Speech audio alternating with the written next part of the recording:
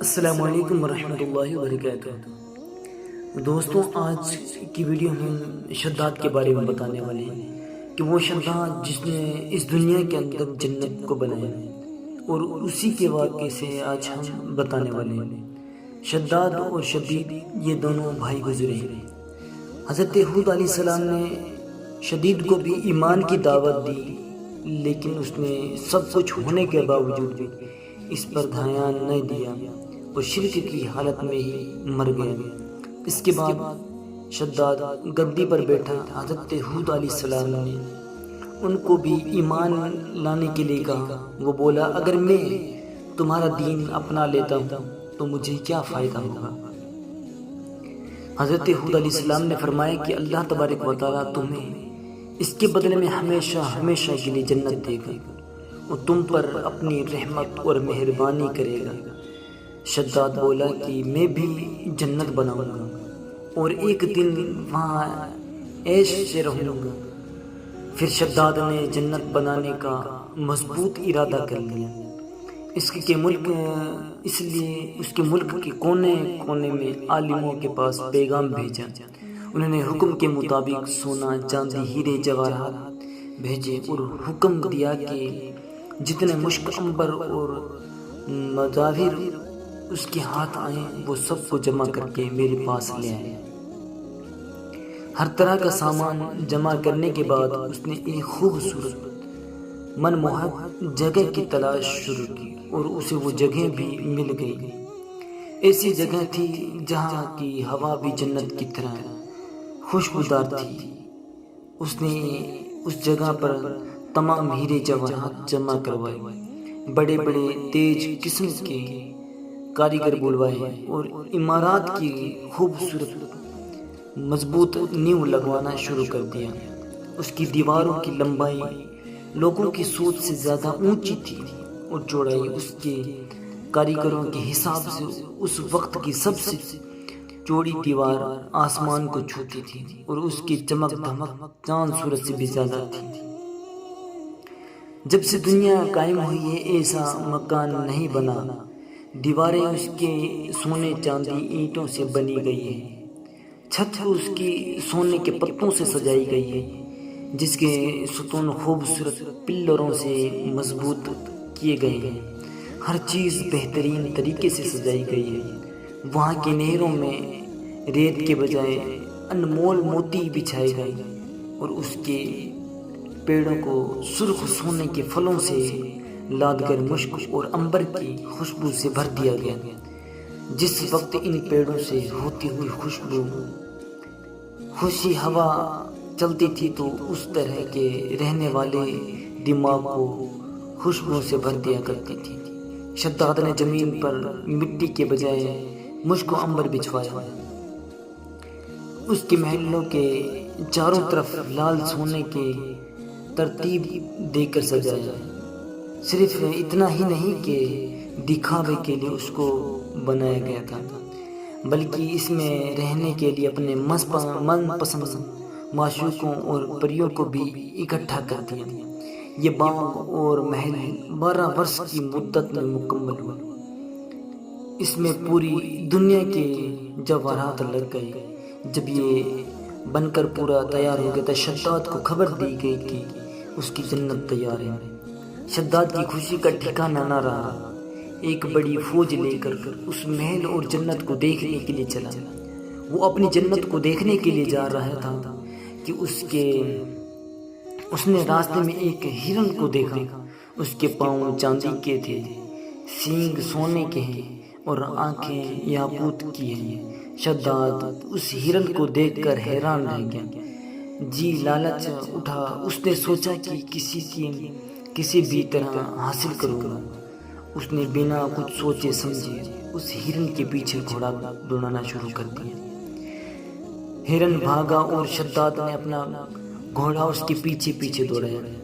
یہ دوڑ بہت دور تک تیز چلی ہو گئی، یہاں تک کہ شداد کی فوج بہت پیچھے رہ گئی۔ پھر اسے ایک ڈراؤنی قسم کا گھڑ سوار ملا۔ اس نے شداد سے کہا کہ کیا اس عمارت جیسے تو جنت کہتا ہے، اسے بنانے سے تجھے سکون مل گیا؟ شداد اس گھڑ سوار کی یہ الفاظ سن کر کانپ گیا۔ پوچھا تم کون ہو؟ وہ گھڑ سوار بولا کہ میں موت کا فرشتہ ہوں۔ شداد نے بڑی نرمی اور بے چینی سے کہا کہ مجھے اپنی جنت کو 1 منٹ دیکھنے کی مہلت دے دو، پھر تم میری جان نکالے نا۔ موت کے فرشتے نے بولا کہ حکم دنیا کے پیدا کرنے والے کا ہے۔ اس نے حکم کے بعد مجھے اختیار نہیں دیا کہ میں تمہیں 1 منٹ کا بھی مہلت دے سکوں۔ پھر اسی وقت موت کے فرشتے نے اس کی روح قبض کر لی اور اس کا جسم روح سے خالی ہو گیا۔ شداد کے مرنے کے بعد عالیشان عمارت اور خوبصورت باغ لوگوں کی نظروں سے غائب ہو گئے۔ تاریخ کی کتابوں میں لکھا ہے کہ اللہ نے حضرت اسرائیل علیہ السلام سے پوچھا کہ اے اسرائیل، تم مدتوں سے روحوں کو نکالنے میں لگے ہو اور شروع ہی سے تمہارا یہ کام ہے، کیا کبھی تمہیں کسی پر رحم اور ترس آیا ہے؟ جان نکالتے وقت کچھ دیا بھی آئی ہے؟ حضرت اسرائیل علیہ السلام نے بولا کہ اے خدا، میں تو سب پر دیا کرتا ہوں۔ اللہ تبارک و تعالیٰ نے فرمایا کس پر دیا ترس تمہیں آیا ہے؟ تب حضرت اسرائیل علیہ السلام نے کہا کہ یہ قصہ سنائے کہ ایک دن ایک ناؤ کو آپ کے حکم میں مطابق میں نے توڑ دیا اور اس کے تخت الگ الگ کر دیے گئے۔ ہوا کا جھونکا آیا، ناؤ ڈوب گیا اور ناؤ والے بجلی کی طرح کچھ دیر کے لیے ختم ہو گئے، مر گئے۔ ایک عورت جس کے پیٹ میں بچہ تھا، اس کے حکم کے مطابق ناؤ کے تختوں کو سرایا بنا کر بچا لیا گیا۔ وہ تختہ فرشتوں نے ایک جریرے میں پہنچا دیا گیا۔ جس وقت ایک لڑکا اس عورت کے پیٹ میں پیدا ہوا تو ماں بہت پریشان ہوئی۔ آپ کا حکم ہوا کہ ماں کی جان بھی نکال لو، تو اکیلے اس لڑکے کو اس کے پہلو میں پڑے رہنے دو۔ اس وقت میں دیا اور من میں خیال آیا کہ اس بچے کا کیا حال ہوگا، تڑپ کر مرے گا یا جنگلی پرندوں کے منہ کا لقمہ بنے گا۔ اے خدا، تو خوب جانتا ہے کہ مجھے اس بچے پر بہت رونا آیا اور اس کی تنہائی اور بے بسی کو سوچ سوچ کر دل بھر آیا تھا۔ اور دوسرا شداد پر بڑی دیا آئی کہ اس نے کئی برس میں عمارت بنائی تھی، پھر بھی اسے ایک نظر دیکھنے سے محروم رہا اور دل میں حسرت اور افسوس لیے ہی اس دنیا سے ودا ہو گیا۔ اللہ تبارک و تعالیٰ نے فرمایا کہ اے اسرائیل، یہ شداد وہی لڑکا ہے جس پر تم نے پہلے بھی ترس کھایا اور میں نے بھی اس کی ماں کے مرنے کے بعد سورج اور ہوا کو یوں حکم فرمایا کہ تم اپنی مرضی اور سختی سے اسے مت ستاؤ، اور ہوا کو حکم دیا کہ پھولوں کے پتے اڑا کر اس کے لیے فرش بنا۔ پھر اس کے دونوں انگوٹھوں سے دودھ اور شہد کی نہر میں نے بنائی۔ کتنی مہربانیوں کے ساتھ میں نے اس جان بچائی، اسے دولت دیا، بادشاہ بنا دیا، دنیا کی ساری نعمتیں اسے دی۔ پھر بھی ان نعمتوں کا شکر ادا کرنے کے بجائے خدا ہونے کا دعویٰ کر دیا۔ اس کا تو یہ انجام ہونا تھا کہ اللہ ہم سب کو اپنے غضب سے بچائے۔ دوستوں، یہ تھی شداد اور اس کی جنت کا واقعہ، جسے اس نے اپنے گھمنڈ میں بنایا تھا، لیکن اللہ کی قدرت کو کچھ اور ہی منظر تھا۔ اللہ تبارک و تعالیٰ نے اسے رہتی دنیا کے لیے سبق بنا دیا گیا۔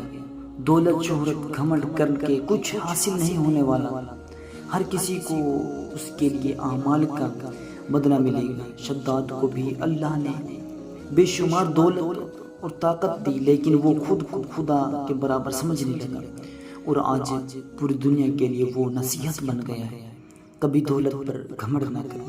اللہ تبارک و تعالی ہم سب کو علم کی دولت سے مالا مال عطا فرمائے۔ اللہ ہم سب کو اپنے والدین، اساتذہ کرام کا ادب و احترام کرنے کی توفیق عطا فرمائے۔ السلام علیکم۔